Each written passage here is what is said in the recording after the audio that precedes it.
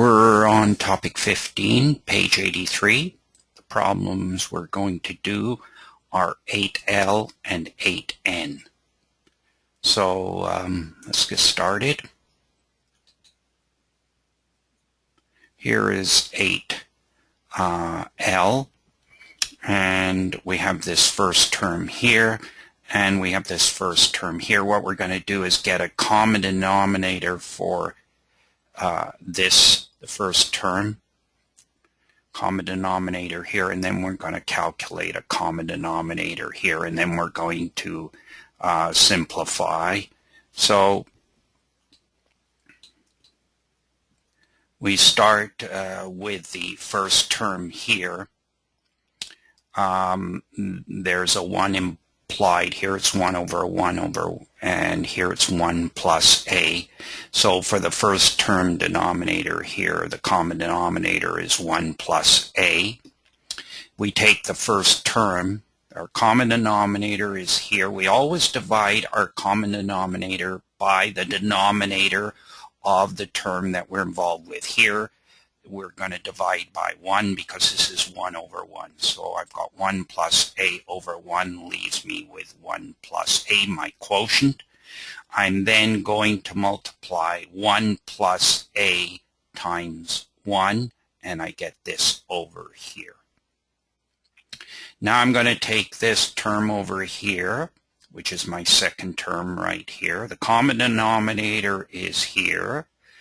I'm going to divide by the denominator of this term. This is going to leave me quotient 1. I'm going to multiply this by 1, and 1 times 1 gives me 1. So that gives me this term over here. Now I'm going to go to this one over here. I'm going to look at this second term, and here the common denominator is 1 times 1 minus a because there's an implied 1 here on the denominator. The denominator for here is 1 minus a. I multiply the two together. Now as far as the first term here is, I'm going to take 1 minus a, which is the common denominator, divide by 1, which is the denominator in that. That leaves me with a quotient of 1 minus a. So I'm now going to multiply this 1 times 1 minus a, and that's why I have that here. This gives me this when the common denominator is 1 minus a. Now I take my second term right over here, and I have 1 minus a as my common denominator. I divide it by this denominator here, and I'm left with 1. I'm going to multiply this by 1. So let's repeat. Here we got a common denominator of 1 plus a. We took each term, found the quotient, and then multiplied these parts by the quotients. We did that for both this term here, which represents this, and then for this term here, which becomes this. So now when we simplify this, you'll see this one is this one, 1 plus a minus 1. So we have 1 minus 1, which leaves me with a, and my common denominator is 1 plus a. So that's this whole term here simplifies to this in the red. And you say, well, why have you blocked that out in red? I'm going to explain in a second because I'm going to do some simplifications. So now the second term, 1 minus a minus 1, the 1 and the minus 1 becomes 0, and I'm left with minus a over 1 minus a.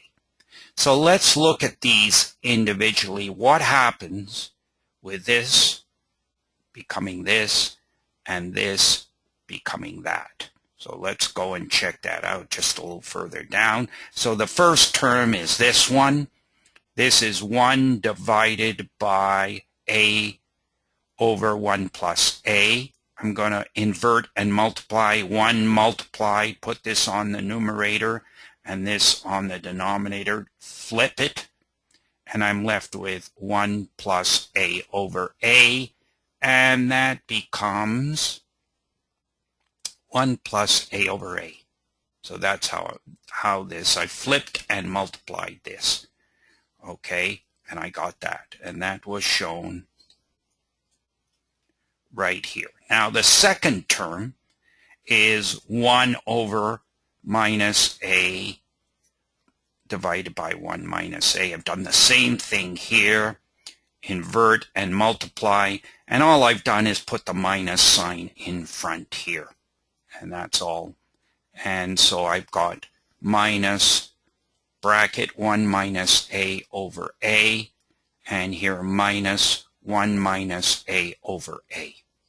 So I've got the same common denominator here. I just add these two terms, and when I apply the distributive rule on this, I get minus 1, and minus a becomes plus a. So the 1 minus 1 becomes 0.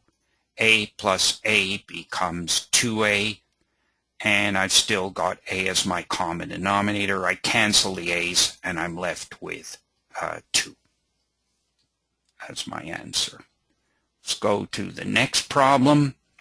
1 minus 25x to the minus 2. 1 plus 10x to the power minus 1 plus 25x to minus 2. So the first thing I'm going to do is rewrite the problem. Here's the problem rewritten.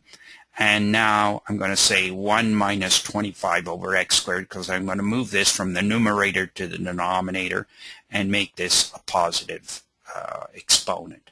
Here I'm going to do 1, that's this one, plus 10 over x, because this is x to the power 1 right here, plus 25 over x squared. So now I have all the powers that are positive, and I'm going to now take this, look for the common denominator here, look for the common denominator here. So let's do that. We'll deal with the numerator first. The LCD is, this is 1 over 1 times the x squared, so 1 times x squared is x squared. And now what we do is we take the LCD, divide by the denominator in the first term 1, and I'm left with x squared. That's my quotient. And I'm going to multiply the 1 times the x squared right here. And for the second term, I have my lowest common denominator is x squared. I'm going to divide by x squared. I'm left with 1. Okay, so now I'm going to take the quotient and multiply it by the 25. 25 times 1, the minus is minus 25. So here's my common denominator. I now have this over a common denominator. This is my x squared. Okay, now I'm going to look at this part here. I'm going to look at this part here.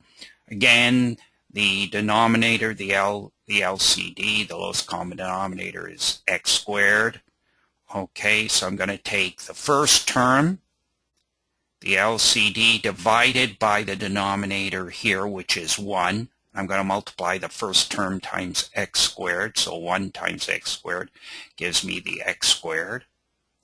Now I'm going to take the second term, take the lowest common denominator, LCD, and divide it by the denominator here. It's always the same technique, and I'm left with a quotient x, which I'm going to multiply 10 times x, so I get 10x. Now I take the third term, put it right here. LCD is x squared. Divide by the denominator of the third term. I've got 1. 1 times 25 is 25. Now you remember we said if the denominators are the same in a complex fraction, this cancels this. So I'm left with x squared minus 25 over x squared plus 10x plus 25. This here, if the denominators are the same, we just put this here as our numerator and this as our denominator. We explained that in quite a few of the previous problems. So now when I factor the difference of squares, I get x plus 5 times x minus 5. This is a perfect square, x plus 5, x plus 5. I can cancel the x plus 5s here, and I'm left with x minus 5 over x plus 5. So this completes page 83 problems.